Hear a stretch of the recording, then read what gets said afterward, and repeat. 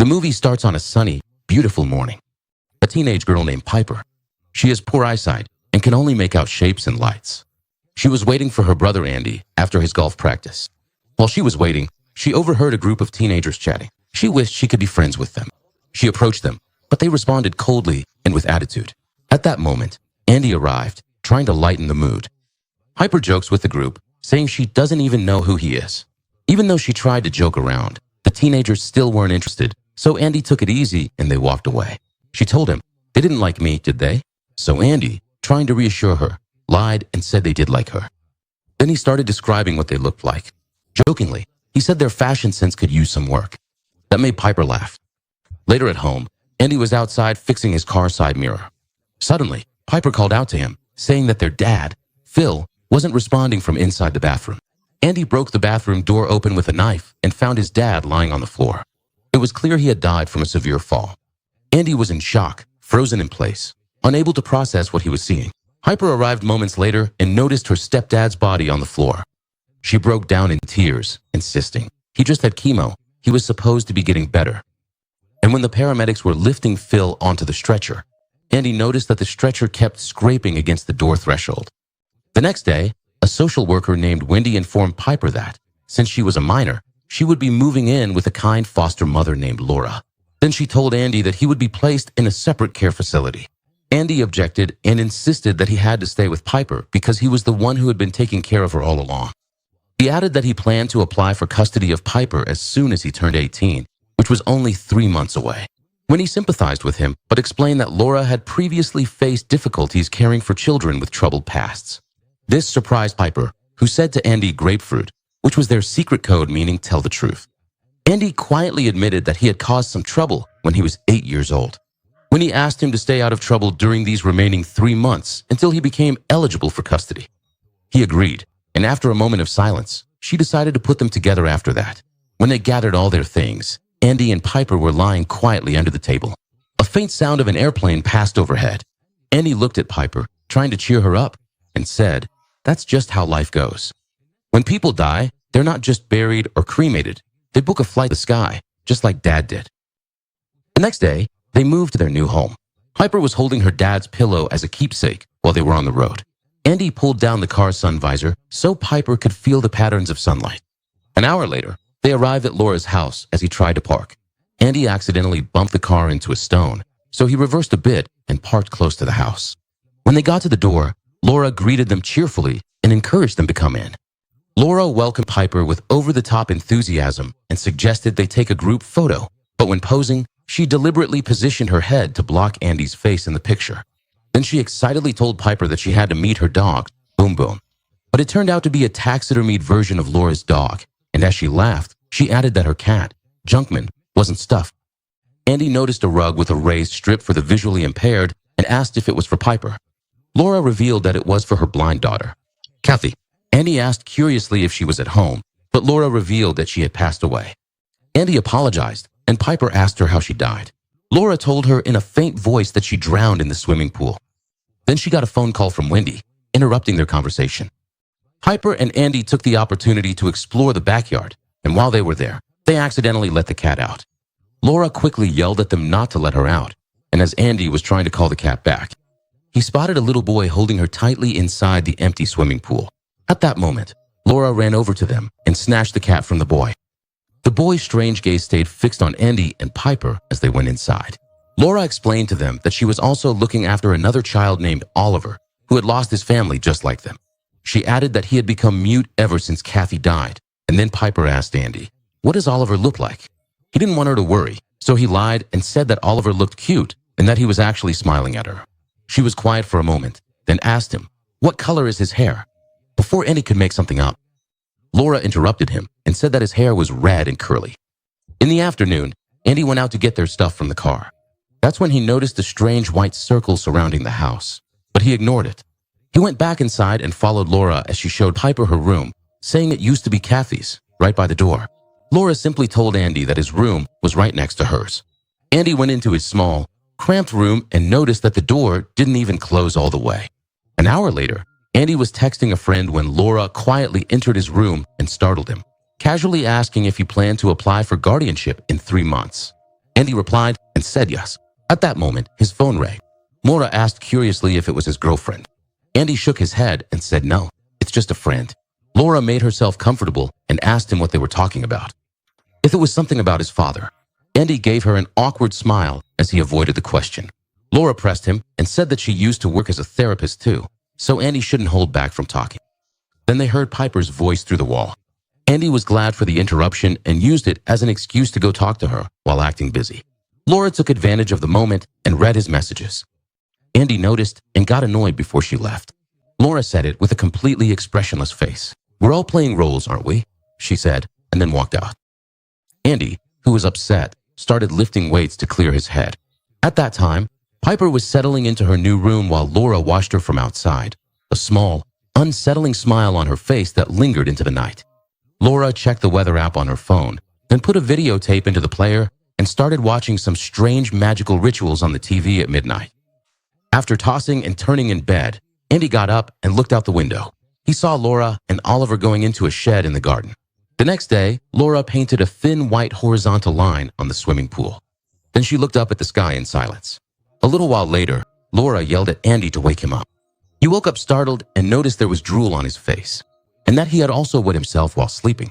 Feeling embarrassed, he gathered the sheets with his clothes and put them in the washing machine. He went into the bathroom to take a shower, but his mind drifted back to the moment when he found his father dead on the bathroom floor above. Laura locked Oliver in his room, then took Piper and Andy to the funeral ceremony. Piper whispered to Andy and asked if their dad looked nice, and without looking, Andy said yes. Piper doubted it and said, "Grapefruit." Andy lied too. After the ceremony, in secret, Laura cut a lock of Phil's hair, and Barbara approached Andy and told him he'd regret it if he didn't see his father's face one last time. She added that some people believe the soul stays in the body for months after death. Piper felt betrayed that Andy had lied. At the same time, Oliver broke his room window and escaped. He headed toward the shed, but since it was locked, he kept looking at the chicken coop next to it.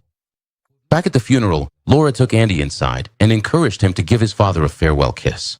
Andy, hesitating, kissed him on the forehead, but Laura pushed further and told him to kiss him on the lips, claiming it was a tradition. Terrified, Andy turned back to Laura. Laura leaned in and kissed the body herself. Later, in the car, Laura insisted that they should be happy because funerals are supposed to be celebrations. She asked Andy what he does to have fun. He replied sarcastically, saying, "We go wild." Laura's face lit up, and she said it was a great idea, and that's exactly what they did that night. The three of them played, drank, and danced. Laura even let Piper have a little to drink. In the end, Piper passed out while Andy, feeling a bit more awake, stayed up.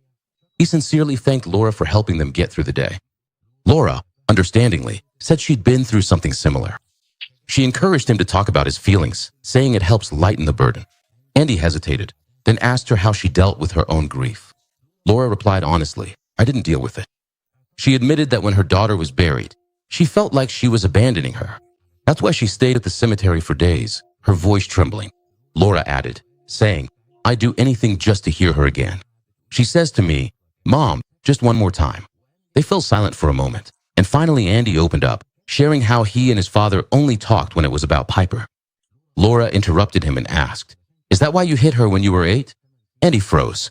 "Who told you that?" Laura replied, and Andy admitted that when his dad married Piper's mom, he felt like his dad had finally found his real family. That's why, in a desperate attempt to get his father's attention, he said he used to cause trouble at school. His father, when he got angry, used to beat him, and he would always turn on the shower during the beating to cover up the noise so Piper wouldn't hear. In the middle of the night, Laura peed in a cup and poured it on Andy's pants while he was sleeping. It turned out she had been secretly drugging Andy by putting drug in his protein powder. She unlocked his phone and deleted all of Oliver's photos. Suddenly, Laura heard a cat screaming. She went out, took Oliver to the bathroom, and calmly told him, "I know you're hungry, but this isn't the right time." Then she quietly and intently asked him, "Are you inside? Did you do it right?"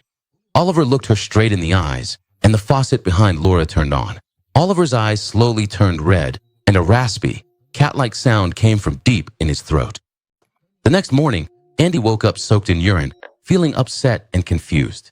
He got up to clean himself, but ran into Laura in the hallway.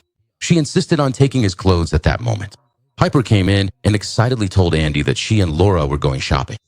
Then Laura sniffed Andy's clothes and asked, "Did you wet yourself?" He told her, "I don't know what happened." Laura, in a calm tone, told him, "It's okay, you should just take a shower," and Andy agreed. Laura told Piper, "Your brother isn't doing well," and promised to explain more to her in the car. At that time, Andy showered outside with the garden hose because the shower still reminded him of the trauma. At that moment, he saw Oliver raising his hands by the window. He thought it was a greeting, so he waved back at him too. In reality, Oliver was killing a fly, caught it, and ate it. After that, Andy went to Oliver's room but found it locked, so he got a knife and opened it.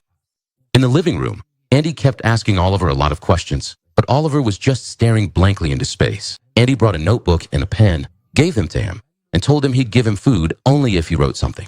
Oliver took the notebook and wrote something. Andy gave him a piece of cantaloupe that was still stuck to the knife. But instead of just eating the fruit, Oliver grabbed the knife and started eating it. Andy turned away for a moment, then heard a metallic scraping sound. When he looked back, he saw Oliver biting into the knife, which terrified him. Andy pulled the knife away and dragged Oliver outside to get help or take him to the hospital. But as soon as Oliver crossed the white circle drawn on the ground, he screamed and recoiled, his body starting to convulse violently. Andy heard a faint whisper coming from Oliver, saying, "Help me." At that moment, Laura and Piper arrived. Laura lost her temper and yelled at Andy to take Piper inside. Piper, in a moment of fear for Andy, gently patted him and told him calmly, "It's okay, Laura will get you some help," and this puzzled Andy. Then he noticed the paper on which Oliver had written the word bird a little while ago. At that moment, Laura took Oliver to her room and immediately started playing the ritual magic video. As soon as she did, he snapped out of the coma he was in. At that moment, he spoke and asked her, "What are you doing to me?" He screamed, his voice raw and terrified. She quickly put her hand over his mouth. Then Laura watched the ritual and, following the instructions, started drawing circles on his head while trying to calm him down. A little while later, Piper and Andy knocked on Laura's door while she was still upset with Andy. Piper came in, but then Laura ate a lock of Oliver's hair. Piper, looking worried, asked if Oliver was going to be okay. Laura smiled and said, "He'll be just fine." Then Andy gathered his courage to take another shower, but as he was entering the bathroom, the door opened behind him and there stood the pale figure of his dead father. Phil calmly said, "She will die in the rain." Andy was terrified and tried to run, but he slipped and hit his head hard on the floor. A little while later, Andy woke up in a hospital room, feeling dizzy. From the window, he saw the rain falling. Andy begged the doctors to let him go, insisting that his sister was in danger, but they gave him a sedative. Back at Laura's house, she was happily watching the swimming pool fill up with rainwater. At that time, Piper sent her brother a message saying that Laura told her he didn't want any visitors. She added, "I miss you a lot." At night, Piper quietly walked to Laura's room, whispered, and said, "I can't sleep. I'm worried about Andy." Laura, with a warm smile, asked her to come in. Then Laura said nostalgically that Keffy used to love the rain while watching TV. She asked if that was her, and Laura replied, "Yes." After that, Piper asked Laura to describe Keffy to her. Laura replied, she was 12 years old, had freckles, and long brown hair. The next day, Laura visited Andy, who immediately asked, "Where's Piper?" She replied that Piper was at home with Oliver and Laura. Then she told him that he needed to stay in the hospital for one more day, and he was confused. Andy asked again, "Where's Piper?" Laura tried to calm him down and told him that Piper had sent him a gift, Andy's perfume, but he still wasn't reassured. He warned Laura not to let Piper go out in the rain and said that she could die in it. When Laura was surprised, he explained to her that before he fell in the shower, he saw his father. Laura interrupted him and said, "Your father appears to you in the shower because you killed him." Andy was shocked. Laura explained again that maybe he associates rain with death because his father died in the shower, and he was feeling frustrated and confused. Andy kept blaming himself. Laura promised she would keep Piper inside, but she did exactly the opposite. Laura and Piper played outside in the rain, and Laura was reminiscing about Kavy's face and the time she played in the swimming pool. After that, Laura took Piper to the garden shed and gave her a purple jacket, saying it was Kavy's favorite. Piper thanked her. Then Laura quietly told Piper that she could call her mom if she wanted. But Piper quietly replied, "Maybe." Laura also tied Piper's hair and commented that Kavy used to do her hair the same way. Then, in a gentle voice, Laura asked if Piper still wanted to live with her even after Andy turned 18. Piper refused and said she always wanted to stay with her brother, but promised that they would visit Laura on the weekends. Then Laura told Piper that there was something else she needed to show her. Calmly, she led Piper to the freezer and placed her hand on Kavy's cold, lifeless body. And when Piper hesitantly asked, "What is this?" Laura simply replied and told her, "Kiss him." The next day, as she was driving Andy home from the hospital, Laura was venting to Wendy on the phone. It was clear she wasn't happy about him being discharged early from the hospital. She said she argued with the staff and told them that Andy had a psychotic episode, but they told her that he was showing signs of improvement as soon as they got home. Andy checked in on Piper, but Laura interrupted him from outside and accused him of still being a bit strange and not really getting better. After that, Andy tried to work out, but he got distracted and ended up just drinking his protein shake. Meanwhile, Laura continued watching the strange rituals, and her real goal finally became clear. Laura is trying to bring her daughter back from the dead. The ritual has 4 steps to contact the demon. So Laura managed to summon a demon, and now it's living inside Oliver. The second step is to simulate death. The person who's supposed to be the new vessel, which is Piper, has to die in exactly the same way as the original, which was Keffy. Since Keffy drowned in a rain-filled swimming pool, Piper has to drown in the same way. The third step is consumption of the body. The demon has to eat the original body. In this case, Oliver has to eat Keffy's corpse. The last step is the transfer of the soul. Finally, the demon has to return the remains into the new body. So Oliver has to put Keffy's remains into Piper's mouth. The next morning, Laura sprayed herself with Andy's perfume and punched Piper in the face. Later, when Andy woke up and came downstairs, he noticed Piper's bruised eye and asked who hurt her. Laura immediately accused him. Piper calmly said it couldn't have been him. But Laura cut her off and accused Andy of being violent, just like his father.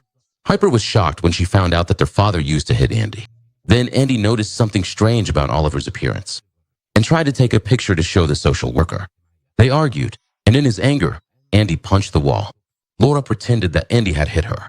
Piper said they needed to leave, but she hesitated. She told him, "Grapefruit." So Andy went alone to meet Winnie while he was waiting. He saw a missing child poster. Oliver was listed under the name Connor Bird. At that time, despite Piper's objections, Laura dropped her off at golf practice, and we go back to Andy, and Winnie told him that Laura claimed he wets himself and that he's violent with Laura and Piper. But Andy ignored her questions and hinted that Laura kidnapped the child, blaming her for not investigating enough. Then Wendy dropped a bombshell. Laura had worked in childcare for 20 years and was a close friend of hers, insisting that Laura could never hurt a child. At the same time, Laura returned home to find that Oliver had trashed the whole house. Oliver slowly approached Laura and took a bite out of her flesh while she was in pain and terrified. Laura ran and locked herself in a room outside. Oliver started talking and screaming in Laura's voice. It turned out that if the demon took any part of a person's body, whether a piece of flesh, a strand of hair, or anything else, it could imitate them. That's why Laura fed Oliver Phil's hair, to gradually and methodically drive Andy crazy and create a rift between him and Piper. Laura tied her hand. Then to calm Oliver down, she drew a symbol on the window, and in the end, she let him eat Keffy's corpse. And we go back to Andy, who told Wendy that Laura named the little boy Oliver. But Wendy was skeptical and said that Oliver is the name of Laura's nephew, and he has red hair. In the end, Andy convinced Wendy to visit Laura's house on the way. Andy left Piper a touching voice message. He confessed that their father used to hurt him, especially when Piper wasn't at home. He said he lied about it because he didn't want her to see how bad things really were. He expressed his deep regret for the one time he hit Piper when he was 8 years old and said he swore to protect her ever since. He insisted that Laura was the one who hit her and that she also kidnapped Oliver. The message ended with, "I love you, Piper." Wait for it. Andy gave Wendy the phone without ending the call so Laura could hear Wendy's voice. When she realized that Wendy was coming after her, she quickly started cleaning the house and found Andy's protein powder in the sink. Wendy and Andy arrived at Laura's house. Wendy ordered him to stay in the car by the door, and Wendy told Laura that Andy had raised new concerns about child abuse and that she needed to search the house immediately. Laura welcomed her and showed her Piper and Andy's rooms. At that moment, Andy got out of the car, jumped over the fence, and approached the locked garden shed. He grabbed the bird feeder, broke the lock, looked inside, and found Oliver hunched over a corpse, eating it. Meanwhile, inside the house, Wendy showed Laura a picture of Connor Bird, the missing child, and asked her if she had seen him at that moment. Wendy noticed that Laura was bleeding and heard Andy screaming for her from outside. Laura calmly said to Wendy, "I can get you back." She was terrified. Wendy ran outside and saw the gruesome scene that Andy had discovered. And as soon as the two tried to escape, Laura hit them with the car, and Wendy died instantly. Andy was still alive, but badly injured. So Laura dunked his head in a puddle while he was struggling to breathe. Laura calmly whispered, "Everything is going to be okay." After that, Laura picked Piper up from practice. The coach said she had spoken to Laura earlier about Piper's bruised eye. But Laura simply replied, "Not now, and at home." Piper asked Laura to call her phone because she couldn't find it. Laura replied that she would do that, and after a few moments, Piper heard Andy's voice and followed the sound upstairs, where she touched someone. At that moment, Laura appeared and asked Piper, "What are you doing here?" Piper said she heard Andy's voice, but Laura insisted it was Oliver. But then she realized that Laura had lied about Oliver's hair. Piper ran and locked herself in a room inside. She tripped over a body and realized it was her brother from the braces on his teeth. His hands were partially eaten, which explained how Oliver was able to mimic Andy's voice. Piper cried and whispered grapefruit as she apologized because this. Laura opened the door with a spare key and coldly explained her plan to bring Kathy back to life. Piper managed to escape, but she hit her head and lost consciousness. Laura dragged her to the swimming pool, and there was Oliver, grotesquely bloated, waiting for Laura to start drowning. Piper, who was struggling, was just about to give up. Piper screamed a single word that made Laura freeze in her tracks. She called her mama. Laura was paralyzed, her mind flashing back to Kathy as she was torn apart, drowning and helpless. Piper managed to escape, but Oliver wasn't ready to let her go. He lunged at her, but she kicked him hard in the stomach, which made him violently recoil. Piper took advantage of the moment and ran toward the street to get help.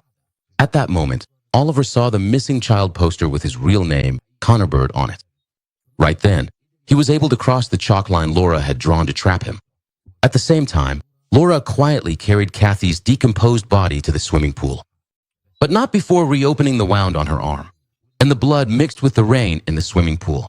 She hugged Kathy in the water. In the end, the authorities found Connor and Laura, and as soon as Piper was safe in the car, she pulled out Andy's phone, which she had taken earlier, and played the voicemail he'd left her. And Andy's voice filled the silence with his love, his regret, and his promise. Piper listened intently. Then, from afar, a plane passed across the sky, and Piper looked up and smiled. And that's the end of the movie. See you in a new summary, and thanks for watching.